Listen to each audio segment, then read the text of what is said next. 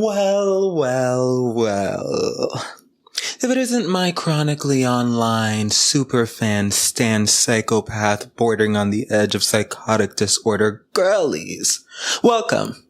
My name is Christopher Valentine, but you can call me Chris, and I talk about the things that interest me. And today, it is the one, the only, the supreme, drag queen supreme, industrial complex, RuPaul's Drag Race.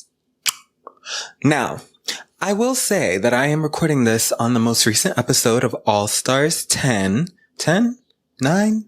The most recent All Stars. So I might have to change up the, delivery order, the episode lineup, if you will, of this podcast. And let me just say, as of right now, I am Team Aja all the way, girl. You know, I'm a performance girly. Like, that's really what calls to me. And Aja is one of the greatest lip syncers of all time. Because, of course, she is a ballroom legend, darling. And I mean, she made You Think You the Shit fart catchy for all of a minute and a half.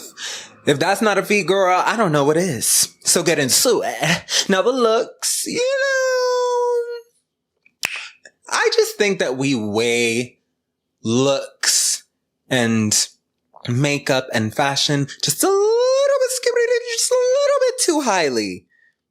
A little bit too highly on Drag Race. Don't get me wrong. Very important. Aesthetique.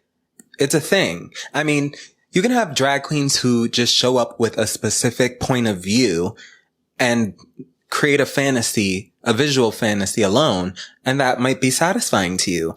In terms of television, because you see the gag is, if you go in person and all you have is someone walking around looking cool, I don't think you're going to be as impressed by them as the person who's doing flips, tricks, and twists. Now, are you? But whatever, pish posh. I love them all. And Nicole Paige Brooks from Atlanta, Georgia, the legend. The one, the only, the superstar, okay? She doesn't need to do what all these other girls do. She doesn't need to don all of the gag and geesh that all the girls gag and geesh. She doesn't need to go that far with it. She just needs to be her. And girl, I live for it. It's so good. And just so funny, so irreverent, so who fucking gives a fuck? I am who I am and you bitches can never. This bitch pasted little fucking stars all over her bikini. Let's be real. Her one-piece bikini. Very, very, Cabo, very on the coast of somewhere, unbothered stepmother. Oh, children, run around and leave me alone, but bring me a Xanax first. Very that. And I lived for that shit. It was so good. And also, who else is gonna gag you like that? Okay? George tried. She doesn't give. NPB from AG. Now, that's the most recent things that are happening. Also loving what Georges is bringing, to be quite honest with you. Always surprised by how much that little queen can just, I guess, mop the floor with bitches. Surprisingly. Not that in the most recent episode she did. I do think that Miss Tinta Burnt Her and Lydia B. Collins did they thing. And I have to say, if I had to root for anybody, aside from Aja, of course, duh, let's be real. Hello, New York, stand the fuck up. But I'm in an undisclosed location. Don't at me. Aside from her, I would say that Lydia is definitely who I'm fucking with. I'm fucking with the kid. You know, I like what she's got. And I like that underdog story of like, you were just on the season, you just came back. Oh, nobody knows who you are. And they're going to automatically assume like, this bitch ain't got shit. Or maybe they're going to, you know, overcorrect and be like, this is the girl to watch and whatever. But from what I'm seeing so far, it's very much so like, girl, I don't know you, so I'm not even going to think about you too much. But she just won. Eat that up. She just won. We're not here to do a recap though. The reason I'm talking about RuPaul's Drag Race is because that's what's interesting me right now. But the reason that it's interesting me so much is because it is the only true for us, by us, queer media conglomerate that we have and that we've ever had. And it's birthed so much work and labor for people who love art, love artistry, love performance, and obviously are marginalized. And that's fascinating. But for so many reasons that are good and bad. First and foremost, one thing about RuPaul Andre Charles, gay, he like his bag. He want that money, okay? He really wants that money.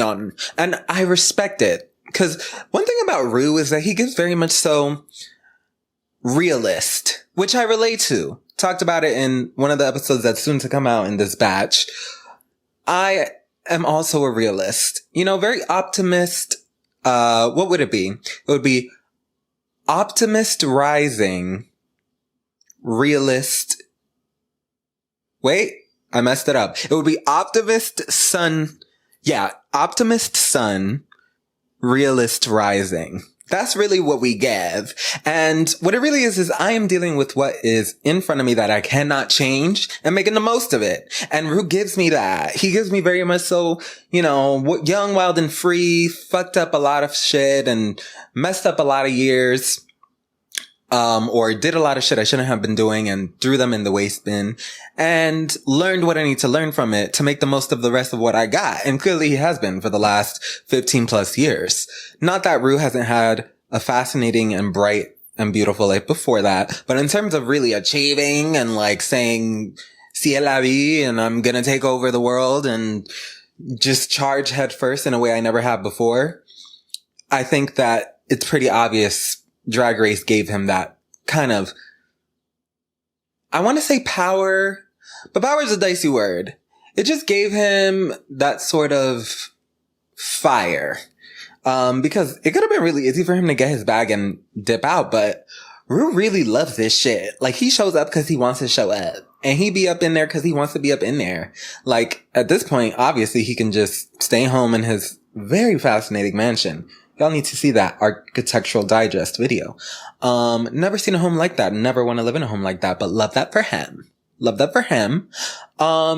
Ru could obviously stay in that wonderfully majestic mansion and do nothing because the franchise is his. He owns it and he could just make money off of it from all of the franchises around the world. But he doesn't. He doesn't phone it in. He shows up. He's as funny as ever. He's always finding a new way to reinvent himself and the show with new gags and bits and bobs and things. And I appreciate that. But I mostly appreciate it because I know that as much fun as he's having, he's still taking care of business on the back end. And I love that. Now, one thing about Drag Race that also fascinates me is in a world where culture has flattened because of the internet. You know, what's yours is mine, what's mine is yours, even though not really, but like also who's gonna police me? So here we are, quote unquote, sharing cultural elements, appreciating, heavier quotes, cultural elements, but not really respecting the foundation, what it means, and how evolving it through our own lens changes the world. And in a world like that, we have one monolithic queer entity, which is RuPaul's Drag Race. For all intents and purposes, it's the only cultural touchstone that people have, the only entryway into the queer life. And obviously that's a problem. You know, there's a reason that monoliths are a problem, which is the idea of who has control here, who really has the power. And as we've come to know and learn and appreciate because of, and abuse, heavy on the abuse, girl, because of the internet age, as we come to do all that, because of social media, more clearly, and influencer culture, we know that monolithic culture, that influence over people, is extremely delicate, fragile, and powerful. I mean, the ability to make people move in a certain direction is wild. And so to have a monolith like RuPaul's Drag Race doing that as a monopoly for the queer community is oh so very many things. Because without it, we wouldn't really have any visibility at all. Outside of the, you know, two Oscar-nominated films that'll come out every decade or so. Mind you, made by straight people, casting straight people who are not boxed in after the movies because they get to dip out and be praised for having range. Whereas if a gay person played that role, they'd be pigeonholed. But whatever, I digress. Or actually, I don't digress. This is why we're here on Yip Yip Yappity Yap. For me to yap and talk. And so I'm going to keep going. Not me getting mad at myself for ruining my own vibe on my own show. But all 5 viewers listening, love you, thank you so much. What I think is so interesting about Drag Race is that dichotomy of nobody would have been paying attention to us, or we wouldn't have even moved forward in the cultural lens the way that we have if it wasn't for the show. We wouldn't really be a part of any conversations if it wasn't for the show, because it's the only way that non-queer people feel comfortable engaging with us. And here we go, another layer in. It's because ultimately we are entertaining them. A tale as old as time. If you want to be accepted, make people laugh.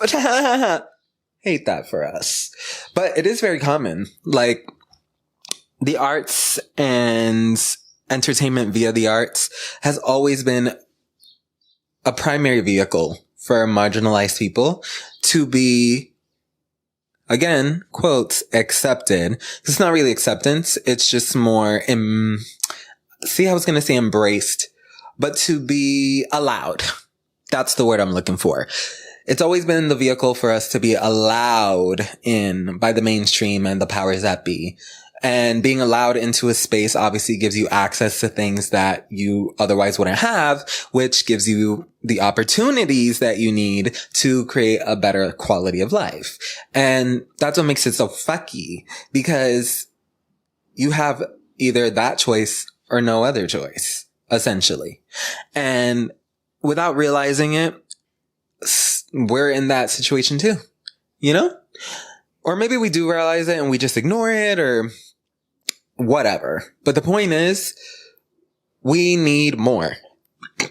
We need more queer media of all different kinds that isn't seen through the same vehicle of entertainment, like making people laugh, being an entertaining da-da-da-da. I'll never forget, years ago, I was living in this room with 5 roommates, grown-ass roommates too. And they were cool, whatever, but like at the end of the day, I was living in a fucking room with 5 other people, like didn't even have access to a fucking living room. Like the 5 steps I took from my bed to my computer chair, bench, which doubled as my actual drawer for clothes. Shout out to you, Emily Montero. Love you, Diva. Mwah.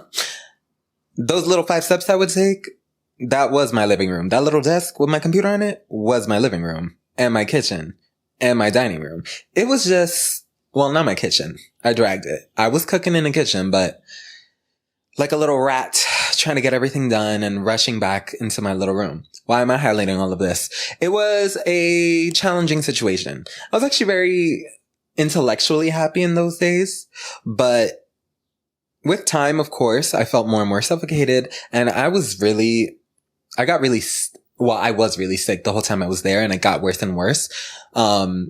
Mentally ill, spiritually ill, for sure. Just a lot. There was just a lot. It was everything everywhere all at once. Too much con demasiado. Like, totalmente. And so it was a loaded time.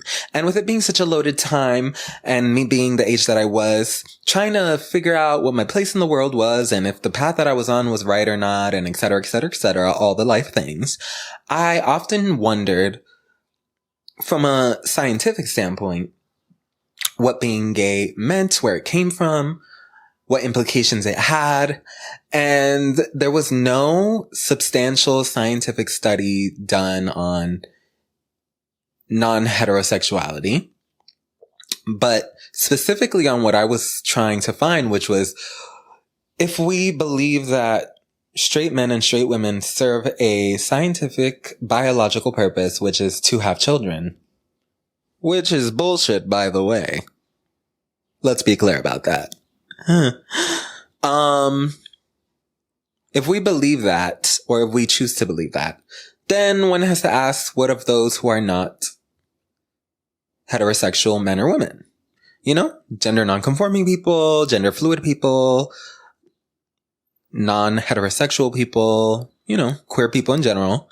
And at that time I was like, yeah, what would be a gay man's role or whatever? And I found this one paper, and I believe it was actually a college thesis. So, you know, it wasn't a comprehensive study by any means, but the thesis that this person came to was that essentially gay men specifically existed to bring joy and community building to their families. And girl, I feel you. I know, girl. I was gagged in the worst way possible. I wanted to smash my computer to pieces. No, nor, absolutely not, love. That's incorrect. We don't exist for the purpose of making other people happy. That's fucking psychotic. What the fuck?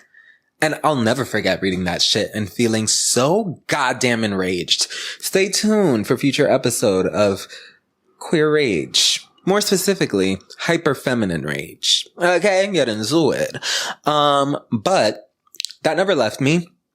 And one of the things that made me really hone in on is something that I had always felt anyway, but that then it became kind of like a mission statement for me to eradicate, which is the idea that queer people need to be palatable, and more specifically palatable via making people happy. Like, I don't need to make you feel good about yourself. I'm not your fucking therapist. Even your therapist doesn't make you feel good about yourself, actually. So what the fuck am I here for? Am I an amusement ride? Cause ain't nobody riding me. Hey, pause. Let's press play again. I don't really need to be doing all that. That's a choice. And also, that's exclusive to the people that I love who have the fucking privilege of having me in their life.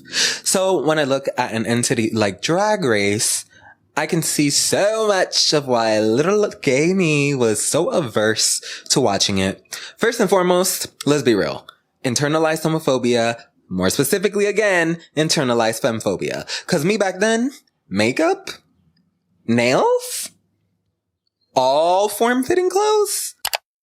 Transition. The nails and the makeup of it all, the hyper feminine markers that are prescribed to be just for women, I definitely would never have dabbled in.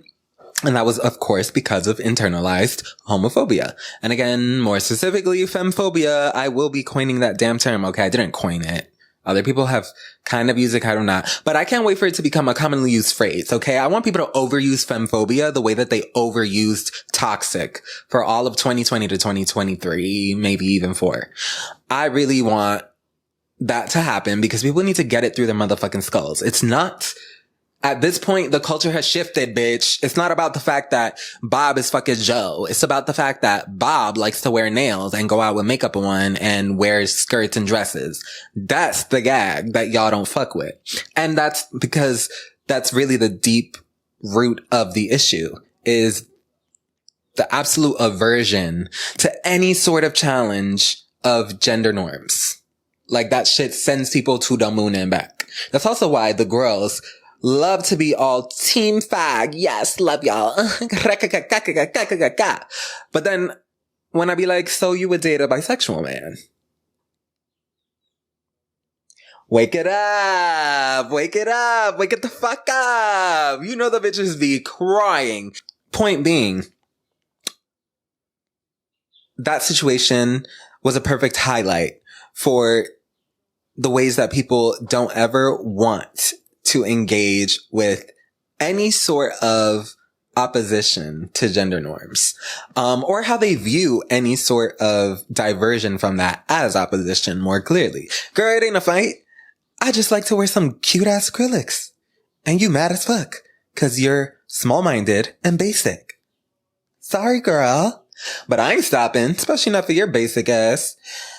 And when it comes to RuPaul's Drag Race and monoliths, and viewing things from one lens, something that consistently plays in my mind is just how deep-rooted culture, goes, how much it really plants itself in you and develops your idea of the world and your idea of engaging with the world.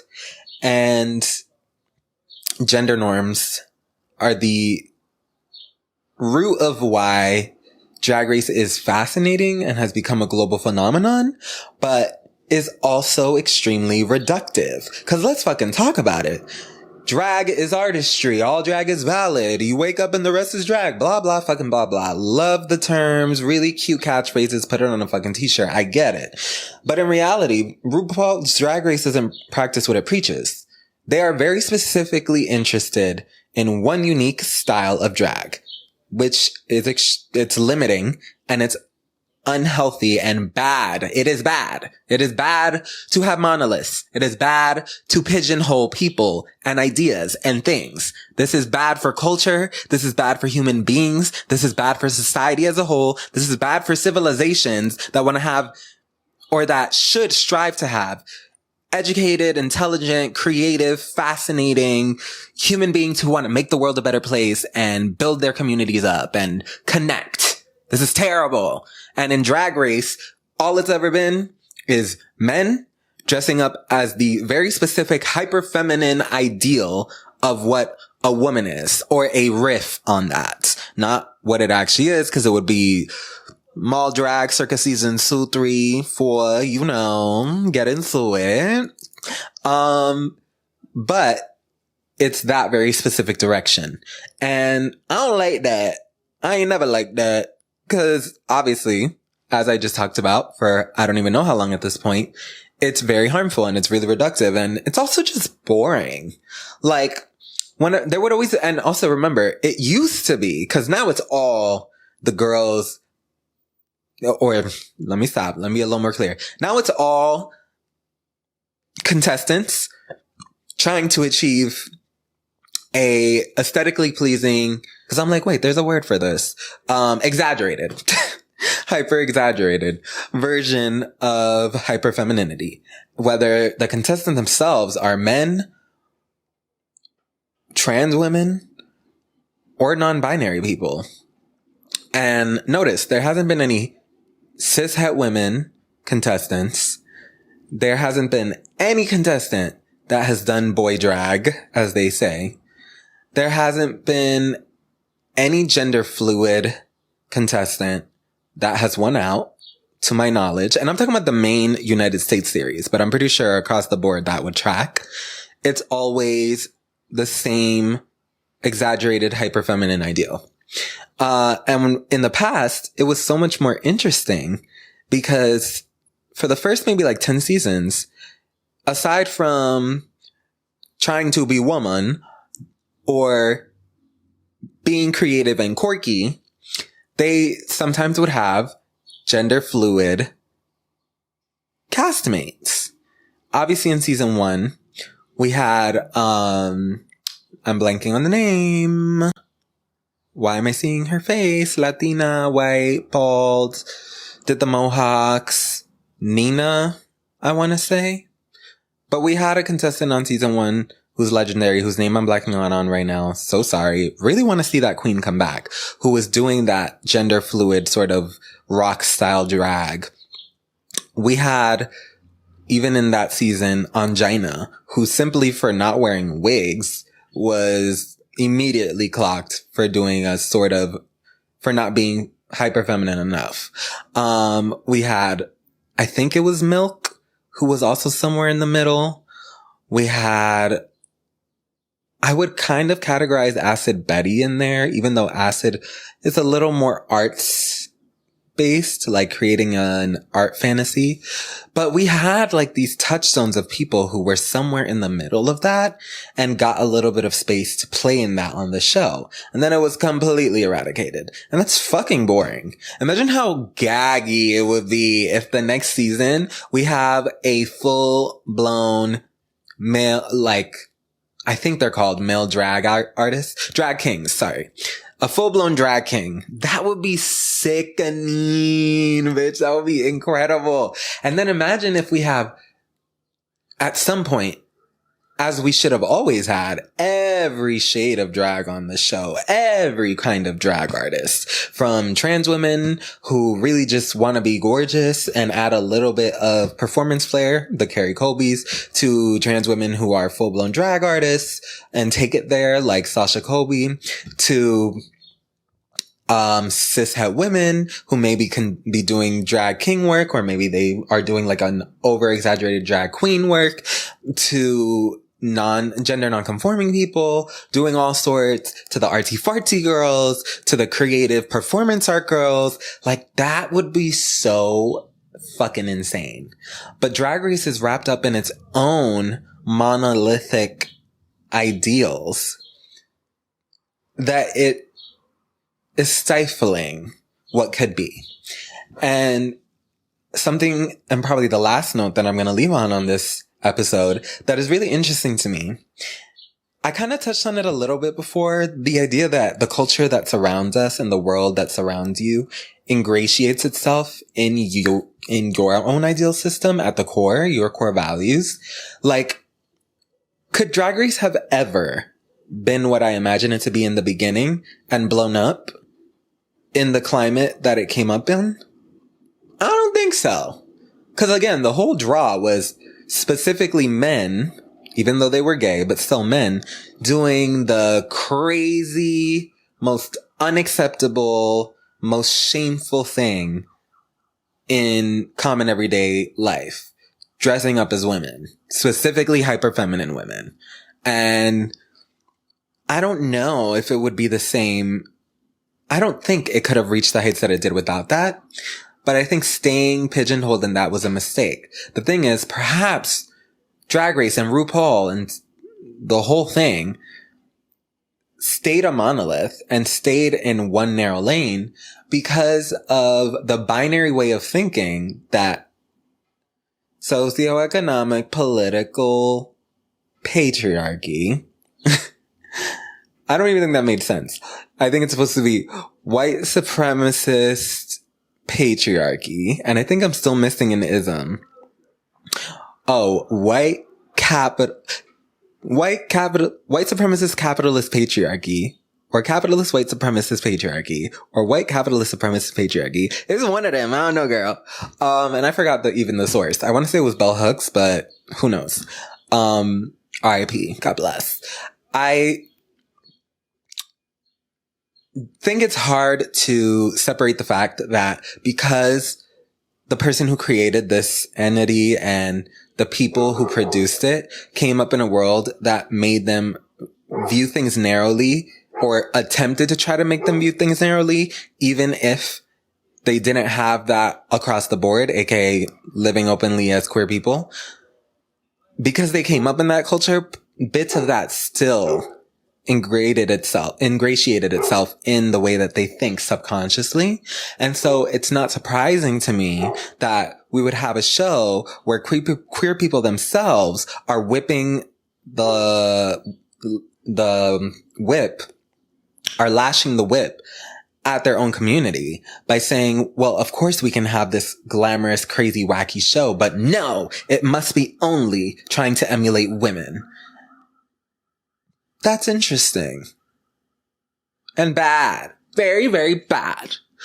But yeah, Drag Race is fab and interesting. Just for the gag of it all, my favorite drag queens of all time on the show, because in real life I haven't seen, and that's a whole different gag. But faves, love Jujubee. Obsessed with Jujubee. Jujubee, first of all, come on here. I'll rent out a little space just to interview. Second of all, hilarious. So off the cuff, needs to be in films and television shows, just needs to like be in civilian gear and do a show and just talk and be hilarious. Like, Jujubee needs to be an internet fucking superstar. I don't know what the hell is going on. But Jujubee is very much so like about the inner work and the healing and sober, and, you know, it just wants to be at peace. And I'm just like, I know, but I'm just like a capitalist diva low key. I mean, I'm a zillennial, so I'm somewhere in between. And I just need you to like be that for me, not even for the other bitches. But yeah, love Jujubee. Jada Essence Hall to me is like the epitome of a drag queen with like polish. Like every time you see the bitch, it's just It's gaggy. Love me some Jada Essence Hall. And she's very surprising. Like, every time Jada does something that you don't expect her to do, it's like, damn, you really can do it all.